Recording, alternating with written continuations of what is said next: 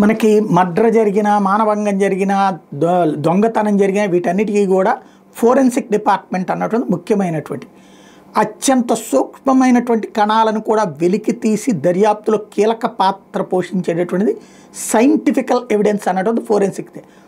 ఇది మనకి సిబ్బంది చాలామంది అనుభవజ్ఞులైనటువంటి వాళ్ళు ఉన్నారు, కానీ తగినటువంటి ఎక్విప్మెంట్కి సంబంధించిన సమస్య.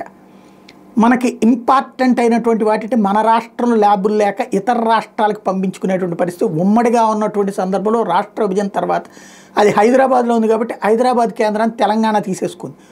10 సంవత్సరాల్లో ఆంధ్రప్రదేశ్లో ఓ ఫోరెన్సిక్స్ ల్యాబ్కి సంబంధించి బలమైనటువంటి లేని పరిస్థితి. కేంద్ర ప్రభుత్వం డబ్బులు రిలీజ్ చేసి దేశంలోని 7 చోట్లన అత్యంత పవర్ఫుల్ అంటే 4-5 రాష్ట్రాల కార్యకలాపాలు అక్కడి నుంచి పర్యవేక్షించేంతటి పెద్ద నెట్వర్క్ని ఏర్పాటు చేసింది, డబ్బులు ఇచ్చింది. కానీ అది అప్పట్లో మొదట్లో అమరావతిలో ఎంపిక చేశారు చంద్రబాబు గారు. జగన్ వచ్చాక అది ఆపి దాన్ని ఏ వైజాగ్కో తీసుకెళ్లే ప్రక్రియ చేశారు, ఎటు కాకుండా అయిపోయింది. ఇప్పుడు ఆ ఫోరెన్సిక్ ల్యాబ్ పూర్తి చేసే ప్రక్రియ సాగుతోంది. అమరావతిలో భారీ ఫోరెన్సిక్ ల్యాబ్ అన్నటువంటిది అందుబాటులోకి రాబోతోంది.